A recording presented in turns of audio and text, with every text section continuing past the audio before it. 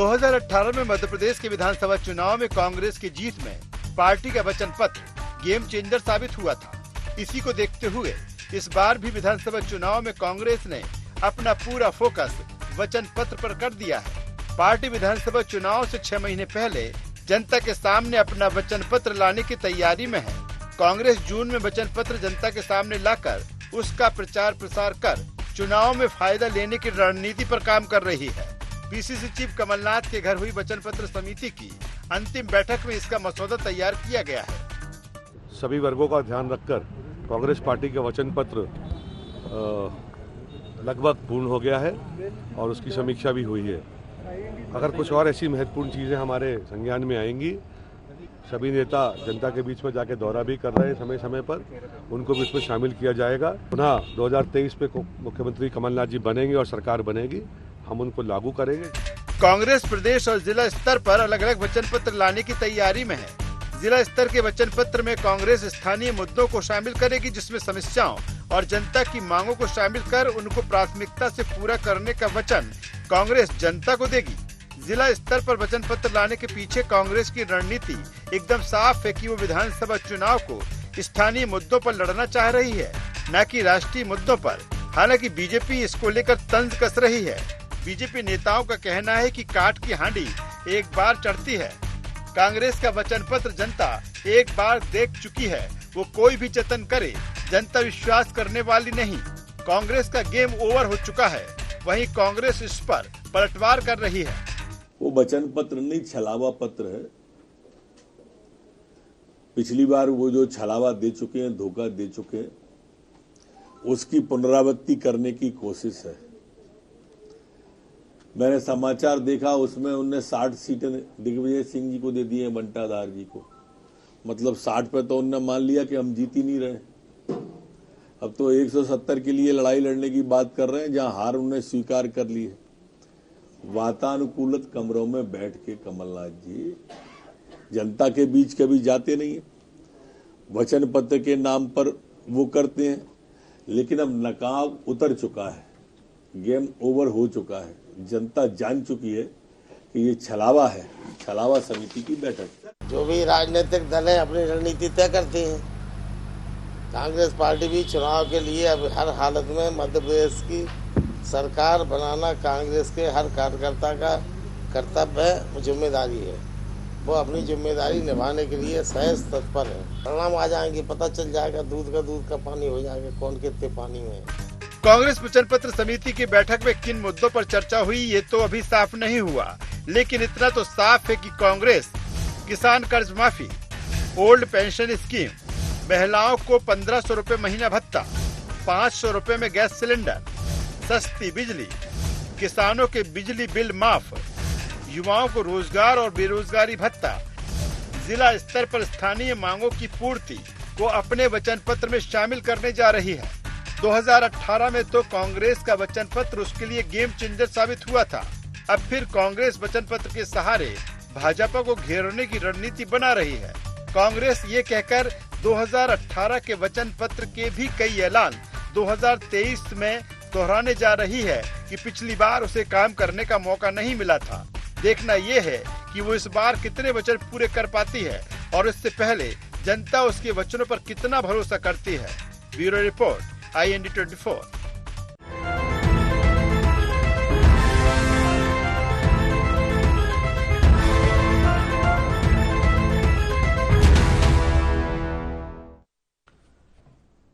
नमस्कार, IND agenda वचन न जाई में आपका स्वागत है। मैं हूं आपके साथ नवीन पुरोहित। चर्चा को विस्तार देंगे, उसके पहले IND एजेंडा के मुख्य बिंदुओं की तरफ एक निगाह डालते। वचन पत्र के सहारे फिर सरकार बना पाएगी कांग्रेस? फिर कांग्रेस के वचन पत्र पर क्या भरोसा करेगी मध्य प्रदेश की जनता? क्या कांग्रेस के जिला स्तर के घोषणा पत्र की कोई काट ढूंढ पाएगी भारतीय जनता पार्टी? शिवराज के ऐलान और कांग्रेस के वचन में किससे प्रभावित होंगे वोटर? नमस्कार, इन्हीं सवालों के साथ चर्चा में आप सबका पुनः स्वागत है। मध्य प्रदेश में कांग्रेस ने पिछली बार वचन पत्र प्रस्तुत करते हुए कहा था कि ये जो वचन है ये न विजन डॉक्यूमेंट है न चुनावी घोषणा पत्र है, ये एक तरीके से कमिटमेंट डॉक्यूमेंट है और इस कमिटमेंट डॉक्यूमेंट को एक एक कमिटमेंट के एक एक शब्द को पूरा करने की जिम्मेदारी कांग्रेस की है। और पिछली बार कांग्रेस का जो वचन पत्र है वो कहीं ना कहीं गेम चेंजर साबित हुआ था। तो इस बार भी कांग्रेस ने अपना पूरा फोकस वचन पत्र पर किया है। 6 महीने के पहले जनता के सामने वचन पत्र लाएगी और उसके लिए कमलनाथ जी ने ये कहा है कि जो वचन पत्र है वो जनता के बीच में जाएगी, कांग्रेस जनता को वचन देगी और 6 महीने पहले वचन जनता के बीच में जारी कर देगी। कांग्रेस के वचन पत्र को भारतीय जनता पार्टी ने कहा कि ये एक तरह से छलावा है और इस बार भारतीय जनता पार्टी भी जो है इसी तरह से अपना वचन पत्र लाएगी, वो भी जनता के बीच में जाएगी। तो क्या यह वचन उस प्रकार का वचन है कि ये कहना चाहिए कि एक बार जो कमिटमेंट कर दिया तो फिर वो कमिटमेंट ऐसा हो जाएगा कि उसे हर हाल में पूरा करना है, या सिर्फ ये खोखला दावा साबित होगा? तो इसी मुद्दे पर करेंगे चर्चा। हमारे साथ चर्चा में शामिल हैं धैर्यवर्धन शर्मा जी, मध्य प्रदेश भारतीय जनता पार्टी के नेता हैं, सिद्धार्थ राजावत जी प्रवक्ता हैं मध्य प्रदेश कांग्रेस के, देवदत्त दुबे जी वरिष्ठ पत्रकार हैं। आप समस्त महानुभावों का बहुत बहुत स्वागत है। सीधा सवाल कर लेता हूं। तो धैर्यवर्धन जी, वचन पत्र लाएगी कांग्रेस और 6 महीने पहले लाएगी, मतलब अब चुनाव में क्या है फिर? इसका मतलब तो जून जुलाई में ले आएगी, क्योंकि 6 महीने पहले की बात कही है। तो नवंबर में चुनाव होते हैं, तो मुझे लगता है कि अब तो जून तक वो लेके आएगी। तो 6 महीने पहले जनता को बता देगी कि इन वचनों पर कांग्रेस इस बार चुनाव लड़ रही है। क्या कहेंगे? कांग्रेस हर हाल में सरकार चाहती है, सत्ता प्राप्ति के लिए वह चांद तारे तोड़ लाने की हद तक भी जाने के लिए तैयार है। आज के वचन पत्र से ऐसा ही लग रहा है कि जो भी व्यक्ति जो चाहता है उसके लिए हाँ भर देंगे। अब सरकार बनने के बाद उस पर खरे उतर पाए नहीं उतर पाए ये अलग विषय है। अभी जो इन प्रमुख बिंदुओं को अभी हेडलाइन में दिखाया गया, उसमें एक मामला था बेरोजगारों के लिए भत्ता। उस पर तो कांग्रेस सफल हो नहीं पाई। पिछली बार भी बेरोजगार इंतजार करते रहे कि हमें कुछ मिलेगा, लाभ होगा। ऐसे बहुत सारी चीजें जो प्रश्न चिन्ह खड़ा करती है। जी, क्या कहेंगे सिद्धार्थ जी? ये छलावा करार दे रहे हैं आपके वचन पत्र को। पुरोहित जी, आपको याद होगा 2003 में भारतीय जनता पार्टी क्या बोलकर आई थी? स्वर्णिम मध्य प्रदेश। उसके बाद 2008 में इन्होंने बोला विकसित मध्य प्रदेश, फिर इन्होंने 13 में बोला आत्मनिर्भर मध्य प्रदेश, और अभी 18 में बोला गुजरात मॉडल का मध्य प्रदेश। क्या ये चारों मॉडल ये लोग बना पाए? भारतीय जनता पार्टी हमेशा कांग्रेस की आलोचना तो करती है और माननीय 1.5 वर्ष की बात करती है माननीय पूर्व मुख्यमंत्री कमलनाथ जी की। क्या कभी उन्होंने ये देखा कि 100 दिन के अंदर 100 घोषणाएं हमने पूरी की थी? उसका रिपोर्ट कार्ड लेके हम जनता के बीच में गए थे और हमको समय नहीं मिला था। और ये बात स्वयं विधानसभा के अंदर कृषि मंत्री पटेल साहब ने, कमल पटेल साहब ने इस बात को स्वीकार किया था कि कांग्रेस ने कर्ज माफ़ी की है। क्या उनको ये झुठला सकते हैं? मैं आपके माध्यम से पूछना चाहता हूँ। और अब जब बात जनता की आ रही है, जनता इस समय पे जो मांग कर रही है, और आप देखिए माननीय पूर्व मुख्यमंत्री कमलनाथ जी का कितना अच्छा विजन है। उन्होंने कहा हमको राष्ट्रीय मुद्दों पे बात नहीं करनी, हमें हमारे मध्य प्रदेश की जनता जो चाह रही है वो किससे परेशान है? बिजली। आप देखिए एनसीआरबी की रिपोर्ट में महिला अत्याचार में मध्य प्रदेश, उत्तर प्रदेश, बिहार के बाद तीसरे नंबर पे आ गया है। मैं धैर्यवर्धन जी के कुछ आंखें खोलना चाहता हूँ। ये आपका एक घोषणा पत्र है मेरे पास, मैं आपको दिखाना चाहता हूँ आपके माध्यम से। नारी शक्ति संकल्प ये आप लोगों का था और उसमें आपने कुछ बिंदु दिए हुए हैं, मैं दिखाना चाहता हूँ। आपने उसमें बड़ी अच्छी तरीके से ग्वालियर की जो विजय राजे सिंधिया राजमाता जी थी उनका फोटो भी लगाया हुआ है आपने। और महिलाओं के लिए शिक्षा के सुलभ अवसर, विज्ञान प्रौद्योगिकी, अभियंत्री और गणित, इसमें महिलाओं के लिए रोजगार के नए अवसर, कौशल विकास के स्वावलंबन, महिला सुरक्षा, महिलाओं के लिए स्वस्थ जीवन और अन्य कई चीज़ें। और मैं आपको एक चीज़ और बताना चाहता हूँ ये आपके मेरे पे तीनों घोषणा पत्र हैं। सुनिए सुनिए, मैंने आपको धैर्यपूर्वक सुनाया, तो धैर्यवर्धन जी आप भी धैर्यपूर्वक सुनिए। ये आपका घोषणा पत्र है, समृद्ध मध्य प्रदेश दृष्टि पत्र। क्या समृद्ध मध्य प्रदेश है आज की डेट में? आप बताइए, मैं पूछना चाहता हूं आपसे। चलिए इनसे पूछेंगे तो क्या बता देंगे क्या? जी नहीं, मैं अभी आपने जो प्रश्न किए मैं बताना चाहता हूं कि आज माननीय कमलनाथ जी क्या चाहते हैं कि आज महिलाओं की जो रसोई का जो बजट बिगड़ा हुआ है, 500 रुपए में हम सिलेंडर मुहैया करा रहे हैं। आप देखिए, हमने छत्तीसगढ़ में भी किया और हमने राजस्थान में भी किया, और जो पुरानी पेंशन छत्तीसगढ़ में नहीं किया, सिर्फ राजस्थान, उसका भी चल रहा है, अभी छत्तीसगढ़ में वो भी हो जाएगा, उसका पूरा प्रारूप तैयार हो गया है। और मैं आपको ये बता दूं कि हम लोग पुरानी पेंशन बहाल कर रहे हैं। तो आज एक जो बुजुर्ग हैं जो 62 साल के बाद जब रिटायर होते हैं, अगर उनके बच्चे उनकी परवाह नहीं करते वृद्धों की, तो आज उनको अपना जीवन यापन करने का एक तरीका। प्रतिक्रिया लूंगा सेकंड राउंड में। जरा इस बार देवदत्त दुबे जी, इस बार कांग्रेस 6 महीने पहले वचन पत्र जारी करेगी, मतलब 5वां महीना तो ये चल रहा है, तो नवंबर में चुनाव मेरे हिसाब से तो 4था महीना चल रहा है, अगले महीने ही जारी करेगी, तभी 6 महीने पहले हो पाएंगे, क्योंकि चुनाव तो नवंबर में होते हैं। तो 6 महीने पहले जारी करेगी। और दूसरा, इस बार क्या है, जिला स्तर पर जारी होंगे वचन पत्र के। देखिए, एक वचन भिंड के लिए अलग है, सागर के लिए अलग है, दमोह के लिए अलग होगा, विंध्य क्षेत्र के लिए अलग होगा, रीवा सतना। तो ये अच्छी बात है, क्योंकि सबकी अपनी स्थानीय ज़रूरतें होती हैं। मुझे लगता है कि एक उन्हें वचन डॉक्यूमेंट्स जो लाएं, तो वो 53 जिले का एक ऐसा बना लें कि भाई हाँ ठीक है, इसमें स्थानीय चीज़ों को शामिल करना अच्छी बात। हालांकि कांग्रेस का वचन पत्र पिछली बार कांग्रेस के लिए बड़ा फायदेमंद साबित हुआ था। कांग्रेस के वचन पत्र को भारतीय जनता पार्टी ये तो कह रही है छलावा है, लेकिन अगर ठीक बातें उसमें जनता के बीच में चली गई, चुनाव के समय काम ही यही करती हैं, ठीक बातें जनता के बीच में चली जाएं, जनता को एक उम्मीद जागृत हो जाए। तो अगर कांग्रेस ने इस पर ठीक काम कर लिया, तो आप क्या समझते हैं कि इसका फायदा कांग्रेस को मिलेगा? देखिए, हर राजनीतिक दल का जैसे टीमों का होता है कि हमारी पिच है, खिलाड़ी कहता हमारा मैदान है, ऐसे ही राजनीतिक दलों के भी अपने अपने एजेंडे होते हैं। और सबसे महत्वपूर्ण होता है ये संकल्प पत्र, वचन पत्र, जो पहले घोषणा पत्र हुआ करता था। तो भाजपा का हो गया, फिर वो संकल्प पत्र, कांग्रेस का हो गया वचन पत्र। तो वचन पत्र एक ऐसी चीज है कि आप किसी को उम्मीद बता रहे हैं कि हम सरकार में आएंगे तो ये करेंगे। जैसे किसानों की कर्ज माफी का उनको फायदा मिला, बिजली बिल का फायदा मिला उस समय, और सरकार में आ गए। और यदि कांग्रेस 5 साल सरकार में रहती और कोई वादे नहीं पूरे कर पाती, तब ज्यादा भाजपा उस पर अटैक कर पाती। अभी कांग्रेस के पास एक बहाना है कि हम 1.5 साल ही सरकार चला पाए, हम पूरे 5 साल नहीं चला पाए।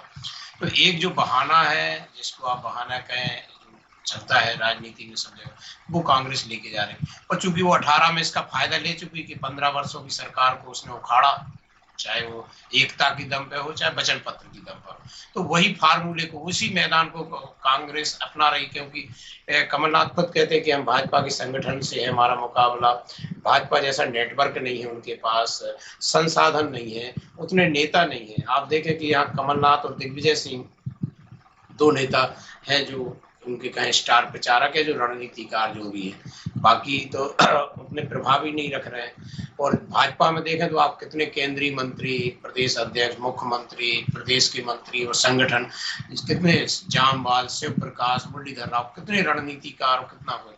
तो ये जो मुकाबला है, तो देखना पड़ता है कि हम कहाँ मुकाबला कर सकते हैं। तो कांग्रेस ने ये जो मुकाबले का अपना मैदान चुना है, बिल्कुल सही चुना कि हम वचन पत्र में ऐसी घोषणाएं देंगे कि जनता हमारी तरफ हो। जैसे लाडली बहना आई, उन्होंने 1000, तो उन्होंने 1500 देंगे, और 500 रुपये सिलेंडर के कारण महिलाएं प्रभावित हो सकती है।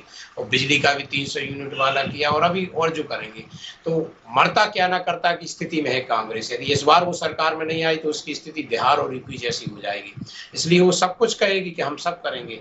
और 1.5 साल की सरकार में उन्होंने कुछ बताया कि हमने 27 लाख किसानों के कर्जे माफ किए, 100 यूनिट बिजली दी। तो उनके पास ये भी है, हमने 1000 ग्राम पंचायतों गौशालाएं बनाई। तो ये भी कहेंगे। मुकाबला ऐसा है कि डू एंड डाई का है, और दोनों दल हर हाल में सरकार बनाना चाह रहे हैं। ये मध्य प्रदेश देश का हृदय प्रदेश है, और दोनों दलों के लिए बिल्कुल बनाना ही है सरकार, ऐसा कटिबद्ध है। प्रतिशोध की ज्वाला में कमलनाथ जल रहे हैं, क्योंकि उनकी सरकार गिरा दी गई थी। और भाजपा तो लगातार कह रही कि हम कुछ कारणों से चूक गए थे 2018 में, हम इस बार सरकार बनाएंगे, उन कारणों को दूर करेंगे। तो ऐसा अभूतपूर्व मुकाबला होने जा रहा है। उसमें वचन पत्र एक बहुत महत्वपूर्ण भूमिका में रहेगा। जिस तरह से मुद्दे आपने आज दिखाए और जिस तरह से उनकी बैठक में आते हुआ है, वाकई में एक लोक लुभावन मुद्दे हैं और जिनका मुकाबला करने के लिए कांग्रेस ने जो जनता को आकर्षित करने का प्रयास शुरू किया है वो भाजपा के लिए कड़ी चुनौती है और भाजपा भी इस चीज को समझ रही है और वो भी कर रही है। और जिस तरह से अब राष्ट्रीय मुद्दों पे भी कांग्रेस मुकाबला नहीं कर सकती भाजपा का, चाहे वो हिंदुत्व का हो, राष्ट्रवाद का हो, प्रखर नेतृत्व का हो, तो वो सब मुद्दे वो पीछे कर रही है। वो तो अपना मैदान देख रही है कि हम कहाँ लड़ाई में आ सकते हैं। तो उसकी लड़ाई यही है कि हम वचन पत्र अच्छा दें, प्रत्याशी अच्छे दें, इसी में वो मुकाबला कर सकती है। मुझे लगता है कांग्रेस यही कर रही है। जी सिद्धार्थ जी, आपका तो देखिए मध्य प्रदेश सरकार के प्रवक्ता हैं नरोत्तम मिश्रा जी, वो कह रहे हैं गेम ओवर हो चुका है, नकाब उतर चुका है, आप कुछ होना नहीं है।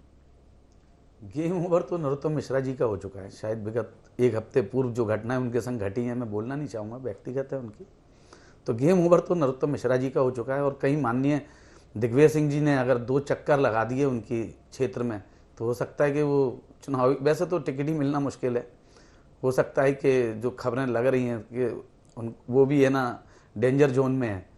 तो पहले तो वो अंतर्राष्ट्रीय और राष्ट्रीय मुद्दों से हटते हुए प्रदेश के शुद्ध ले लें, क्योंकि वो यहाँ के गृह मंत्री हैं, यहाँ के अपराध और जो माफिया तंत्र है उससे थोड़ा फुर्सत प्राप्त करके उनकी कार्रवाइयाँ शुरू कर दें।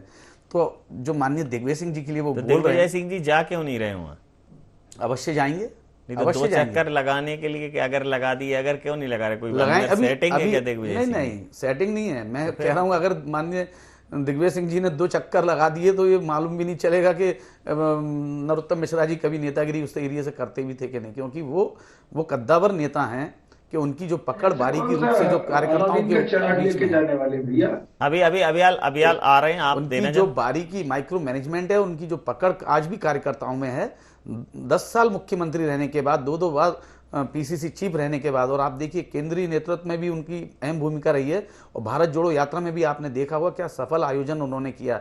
तो देखिए वो कृष्ण है। आपने देखा होगा कि महाभारत में भी है, वो महाभारत में कृष्ण ने अकेले अर्जुन 5 पांडवों को पूरा युद्ध जितवा दिया था। तो कृष्ण कौन है और अर्जुन कौन है? अब ये तो कमलनाथ जी से पूछो कि कृष्ण के शकुनी है पिछली बार, ये तो कमलनाथ जी से पूछो। नहीं, अभी जिस हिसाब से कांग्रेस पार्टी एकजुट होकर काम कर रही है तो सरकार जाती क्यों पिछली बार? अभी चलिए धैर्यवर्धन जी, आजकल क्या है, आप भारतीय जनता पार्टी जी एक शब्द और मैं बोलना चाह रहा हूँ। जैसा कि अभी आदरणीय ने बोला कि केंद्रीय नेतृत्व की कमी है कांग्रेस के पास और वो मध्य प्रदेश में नहीं है और केंद्रीय मुद्दे नहीं उठा रहे हैं, तो मैं आपको बताना चाहता हूँ कि एकमात्र माननीय पूर्व मुख्यमंत्री कमलनाथ जी हैं जो अकेले मध्य प्रदेश पे, वो और दूसरे दिग्विजय सिंह जी, 2 लोग जो स्टार प्रचारक का भी जो आपने तमगा दिया। तो मैं ये बोलना चाह रहा हूँ कि आपको देखिए कि कितनी घबराहट और कितनी बौखलाहट है कि अभी 3-4 दिन बाद शायद मोहन भागवत जी आ रहे हैं और इससे पूर्व में आपके राष्ट्रीय अध्यक्ष भी आ चुके हैं, आपके हमारे देश के गृह मंत्री भी आ चुके हैं और प्रधानमंत्री भी 2 बार आ चुके हैं, और एकमात्र कमलनाथ जी हैं जो अकेले डट के भारतीय जनता पार्टी को नकेल डाले हुए हैं। ठीक, हाँ, आप बोलिए धैर्यवर्धन जी, कुछ बोलना चाहते? पिछली बार भी आपने कम बोला था, आजकल भारतीय जनता पार्टी के पक्ष में ज्यादा दलील दे नहीं रहे हैं। नहीं, मैं प्रारंभ कर रहा हूँ अपनी बात। जैसा भी उन्होंने कहा कि केंद्रीय गृह मंत्री आ रहे हैं, जेपी नड्डा साहब आ रहे हैं, तो हमारे बड़े स्कोरर है, बड़े बड़े बैट्समैन हैं, तो आएंगे। अब आपके पास अगर हिटर है ही नहीं तो आप कहाँ से लाओ? एक चींटी हाथी को बैठा देती है। शून्यता आपके यहाँ है। जी। दूसरी बात आपने कही कि दिग्विजय सिंह जी आएंगे और अगर उन्होंने 2 चक्कर लगा लिए तो बाकी सबको घन चक्कर कर देंगे। क्या ऐसा कौन सा वो जादुई चिराग लेकर जाने वाले? नाऊ कितने बाल, हमारे चंबल में कहावत है, नाऊ कितने बाल, अभी मालूम चल जाएंगे 23 में। 23 के चुनाव मालूम चल जाएगा। मैं आपकी बात काट नहीं रहा, पर मैं चाह रहा हूँ भाई थोड़ा बता दीजिए। आप ऐसा अवसर भी है कि आप चैनल पर बैठे हैं, लाखों लोग इस समय सुन रहे हैं, ऐसा कौन सा तिलिस्म आपके पास, ऐसा कौन सा जादू लेकर के आप आए? भाई दिग्विजय सिंह जी अपनी धैर्यवर्धन जी, कांग्रेस के अंदर जो दीमक थी वो दीमक को आपने गले लगा लिया है। चंबल क्षेत्र की जो नाराज भाजपा, महाराज भाजपा, शिवराज भाजपा और एक बीमार भाजपा के रूप में काम कर रही है। अब गुटबाजी तो चरम पे आप पे है। अभी तो टिकट के समय पे देखिए आपके जी, भाजपा बोलिए। के और संघ के नेता घर बैठेंगे। नहीं बोलना हो तो आगे बढ़ूं मैं। जब सिंधिया जी की मनमानी चलेगी, सिंधिया जी की मनमानी चलेगी तो आप भी उसको अभी हमारे उस पर आ गए कि हमारे यहाँ की गड़बड़ियों से ये जीतेंगे, मतलब आपके पास कुछ नहीं है। नहीं, हमारे पास तो मुद्दे हैं, मुद्दों के संग जा रहे हैं। अरे हम पे तो मुद्दों की रेल है, मामा जी का बाइस्कोप नहीं है जो 17 साल तक जिस समय पे छोटे हुए हम बाइस्कोप देखते थे, उसमें बड़ी बड़ी बिल्डिंगें हरियाली दिखाई जाती थी। हम वो मामा जी का बाइस्कोप लेके जाएंगे मध्य प्रदेश में जनता के बीच में। आपके पास है क्या 17 साल का? आप पे क्या है बताइए। जब सुनिए माननीय पूर्व मुख्यमंत्री कमलनाथ जी ने बोला कि 2 कुर्सी डाल लीजिए, एक मैं डाल लेता हूं, एक शिवराज सिंह जी डाल लें, और समस्त पत्रकारों को बुला लेते हैं। आप 1.5 साल का रिपोर्ट कार्ड मैं देता हूं और 17 साल का आप बताते हैं, क्यों नहीं दे रहे हैं? और मैं एक बात और बोलना चाहता हूं आपके माध्यम से। धैर्यवर्धन जी, एक बात और मैं आपको बोलना चाहता हूं कि आप किस पल्ले में बात करते हैं। एक तरफ माननीय पूर्व मुख्यमंत्री कमलनाथ जी के 1.5 वर्ष की बात करते हैं और एक तरफ 17 साल की अपनी विफलता की बात नहीं करते। और वहीं पे जाके एक बात और मैं आपसे बोलना चाहता हूं कि ये कौन से मुख्यमंत्री हैं जो सुबह उठते ही सबसे पहले कमलनाथ जी से सवाल पूछ रहे हैं? क्या कमलनाथ जी 17 साल के मुख्यमंत्री हैं क्या? मैं ये पूछना चाहता हूं कि आप जनता को किस प्रकार से भ्रमित करना चाह रहे हैं। 25,000 झूठी घोषणाएं आपकी रही, उसमें आप विफल रहे। आपका 60% केंद्र से जो राशि। अब सुनिए ना, कमलनाथ जी का नाम लेकर सवाल पूछने से आपको आपत्ति क्यों है? या तो आप तय करिए कि कांग्रेस पार्टी चुनाव नहीं लड़ना चाह रही है। आप ये भी तय करके बताइए आप कमलनाथ जी के नेतृत्व में चुनाव नहीं लड़ेंगे। जब चुनाव सिर पर है, एक 6 माह 8 माह का समय बचा है, तो स्वाभाविक तौर पर सवाल जवाब होंगे। अगर आप सवाल खड़े करेंगे तो हमें सवाल पूछने से कैसे रोकेंगे आप? ये तो लोकतंत्र की, स्वस्थ लोकतंत्र की। चलिए अंतिम प्रतिक्रिया के साथ चर्चा समाप्त करूंगा। देवदत्त जी क्या कहेंगे? देखिए, ये तो मैंने जैसे पहले ही कहा था, अभूतपूर्व चुनाव होने जा रहा है। कोई भी दल कोई कसर नहीं छोड़ना चाह रहा और दोनों के लिए उम्मीदें हैं। 2018 के परिणाम बहुत कसमाकस के चुनाव हुए थे, 6-7 विधायकों के अंतर रहा। फिर उसके बाद जो नगरीय निकाय पंचायती राज के चुनाव हुए उसमें भी जो टक्कर रही, तो मुझे लगता है कि इस बार वचन पत्र भी बेहतर होंगे, लुभावने होंगे, मतदाताओं की दुविधा बढ़ाने वाले प्रोज ये चुनाव हैं। बेहतर प्रत्याशी आपको देखने के मिलेंगे क्योंकि सर्वे भी हो रहे हैं, मैदान में अपने लोगों को मनाने की कोशिश हो रही है। भाजपा ने 14 लोगों को मैदान में उतारा है और दिग्विजय सिंह भी लगातार बुंदेलखंड का दौरा करके आए, वो मना रहे लोगों को। तो कोई भी मैदान ऐसा अछूता नहीं रहेगा जहां कमजोरी कोई भी दल प्रदर्शित करे। तो ये इसके लिए कांग्रेस ने जो अपनी रणनीति बना ली है कि वो तो हम वचन पत्र बेहतर देंगे जिससे जनता जुड़े और हम बेहतर प्रत्याशी दें, जबकि भाजपा तो उसका अपना संगठन है, बूथ पे उसकी जो रणनीति बन रही है, उसके पास बहुत सारे रणनीतिकार हैं। कमलनाथ जी भी प्रशांत किशोर के साथी को ले आए हैं रणनीति बनाने के लिए। तो मुझे लगता है हम और आपके लिए बड़ा समीक्षा करने का विषय, ऑब्जर्वेशन करने का विषय रहेगा इस बार का चुनाव। वो बड़ा अभूतपूर्व होगा, कहीं भी कोई कमजोर नहीं रहना चाहता जी। ये विश्व कप के फाइनल जैसा होगा नवीन जी चुनाव। समय सीमा के चलते मैं ये चर्चाएं समाप्त करूंगा। आप समस्त महानुभावों का बहुत बहुत धन्यवाद, बहुत बहुत आभार। तो इस बार जो चुनाव है वो वचनबद्धता पर लड़े जाएंगे और वचन भी 6 महीने पहले जनता के बीच में जारी कर दिए जाएंगे और इसके लिए जिला स्तर पर कांग्रेस तैयारी कर रही है। हर जिले की स्थिति, परिस्थिति और ज़रूरत के हिसाब से वचन उस क्षेत्र की जनता को दिए जाएंगे और 6 महीने पहले ही दिए जाएंगे।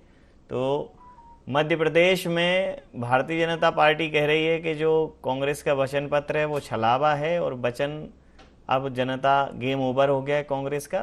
इसी मुद्दे पर कांग्रेस दोबारा अगर जनता के बीच में जाएगी तो फिर वो चुनाव में कुछ कर नहीं पाएगी। IND एजेंडा में इतना ही। आप बने रहिए IND 24 के साथ और देखते रहिए IND 24। नमस्कार।